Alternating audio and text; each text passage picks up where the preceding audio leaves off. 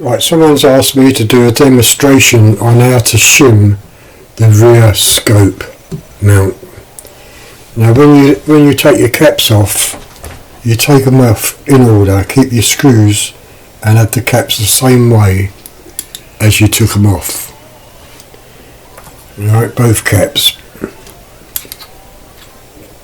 So you don't muck them up. There's the scope, and these two pieces are web strappings, and they measure to around about 2.15 mil.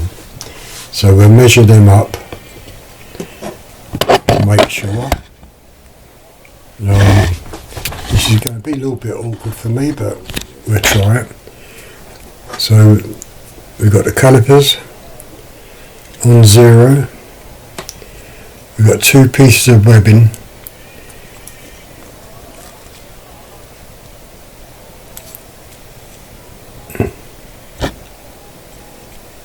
Right, I'm a bit wrong. I'm a bit wrong on the measurement there. It's around about 223 mil. 2 pieces of webbing. That's the maximum size you really want to go. You don't want to go no bigger because you can do damage to the scope. Okay. Now with webbing, this comes the hard part because you have to lay in the bottom like so, and then put the scope on top if you can, like so. Okay, so that's, you can see the web strap just about, I don't know, can you? Yeah, you can see the web straps just about there, see that? So let's raise that up at 2.30 mil. Right, you just want to get those nice and tidy so they don't fall out. Now, get your front mount, top mount scope, and put it on. I don't know, right, so that's on, and we're just going to put 2 screws in, but very loosely. Oh, there's 1 screw missing. Right, 2 screws in, but very loosely. Where does that go? There it is. In a crisscross fashion. Okay. So that's loose.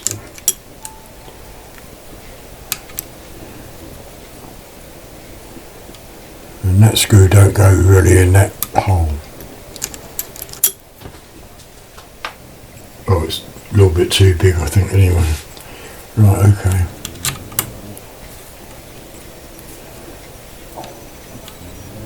Right, so that's loose. It's just to hold it so it don't fall over. Now get your rear one and put on. Now you can see the depth of cut there, so you've got to be really, really careful.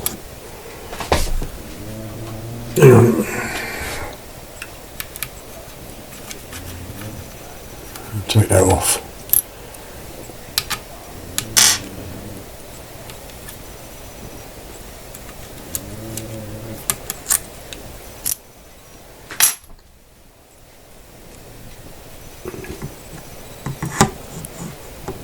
Right, we'll have to take 1 webbing strap out. So we're using 1.15 web strap. And all you have to do is keep on checking and to make sure that's okay. Right, so you've raised it up 1.15.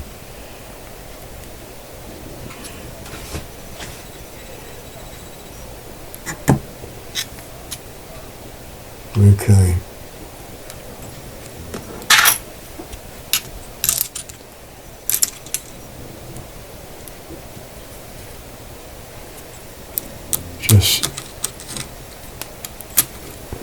just put your screws in the front very loosely, just to stop it from tilting. Right, now you can put your rear screws in very gently.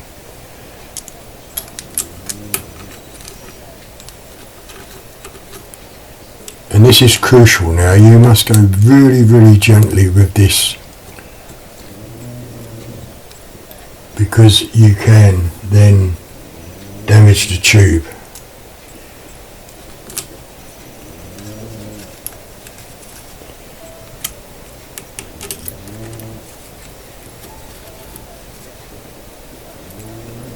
Right, that's just snug. You can still turn it. Now I can, if I just snug that down a bit.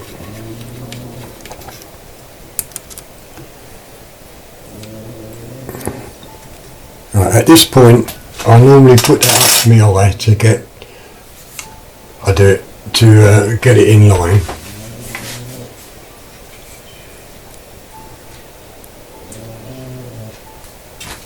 Right, I've got the crosshairs in line, and we're now going to gently tighten up.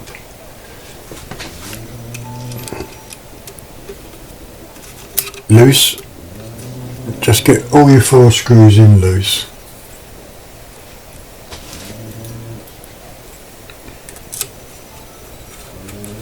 Okay, just loose. And now what we're going to do is tighten. I've got these 4 screws in.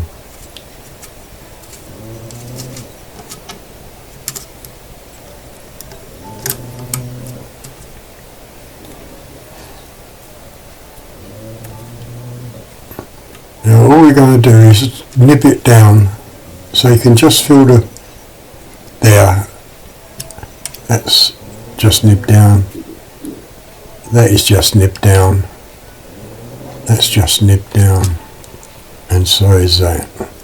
That's all you want to do, so that scope don't move. Then do the same with the back.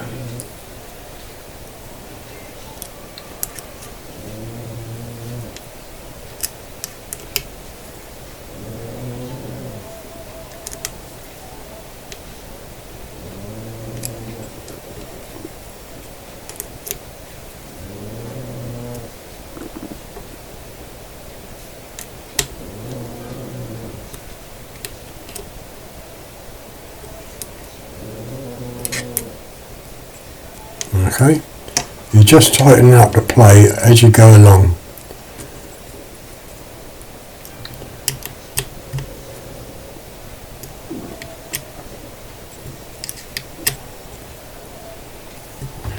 That's done.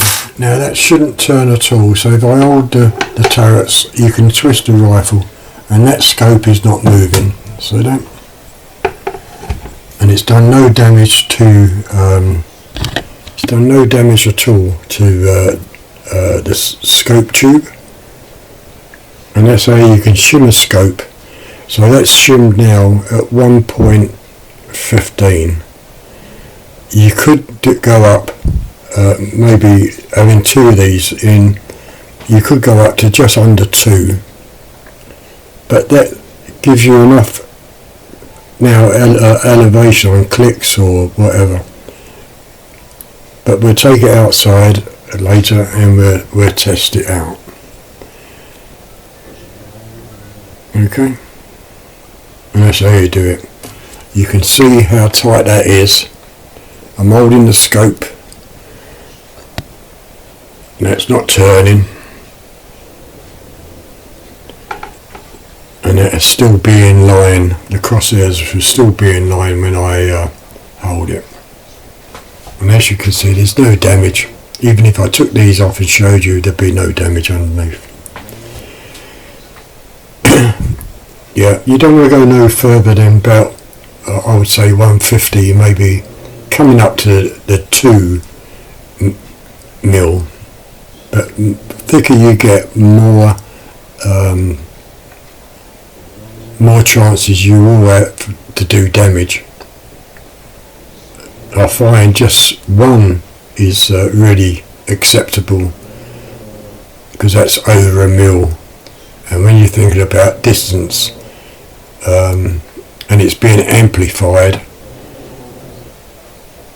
just like a pellet, being amplified downrange. So a 1 mil drop, you can use your thing above, it's just being amplified downrange. Okay. That's how you shim a rear mount without any damage.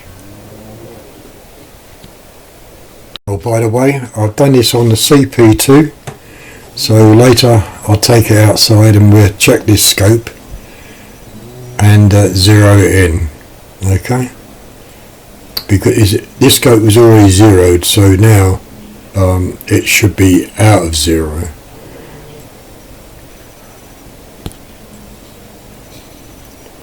Okay. Right, okay, it's really advisable to buy a set of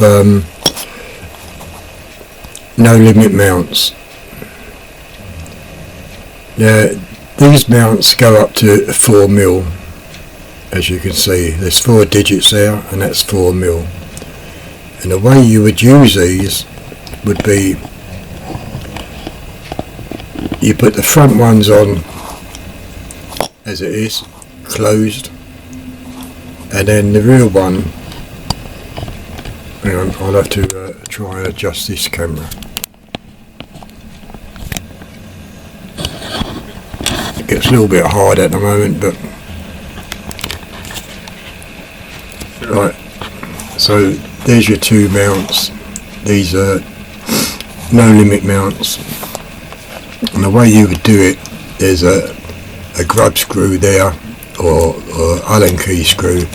You would take that screw out,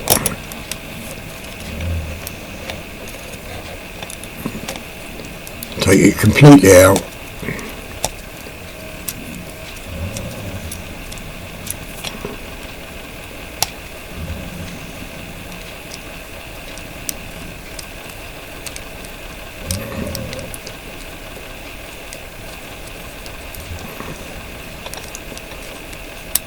quite a long screw because it has to go right through.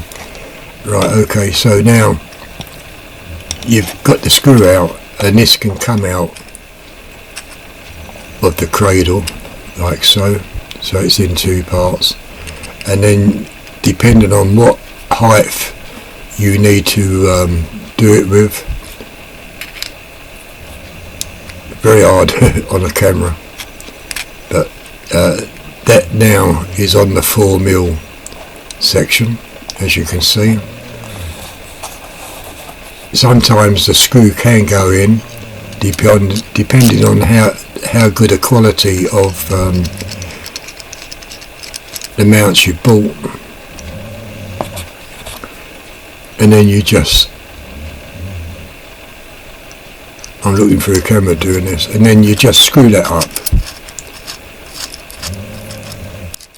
As I say, it's a long screw, so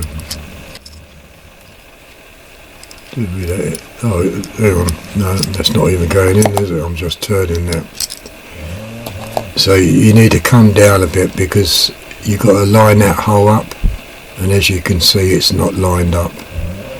So bring that out until the hole lines up.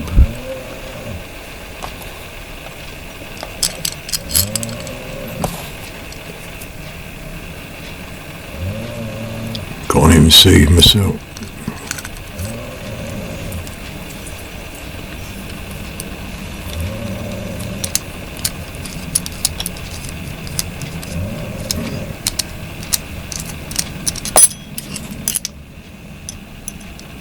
Always the way when you're doing something on camera.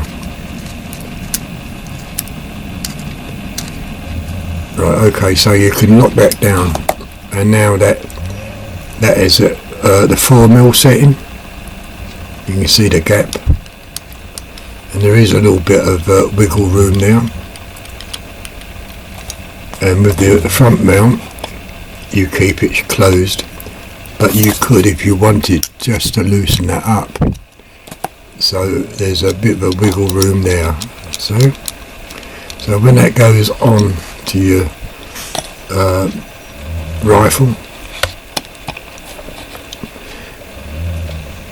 you can then fit your scope on and just nib it down, and it's gave you 4mm at the rear, so that's facing 4mm down. If you really need to go 4mm, sometimes you only need to go 1 or 2mm, you know, but that'll all be trial and error. But that's how these particular scope mounts work.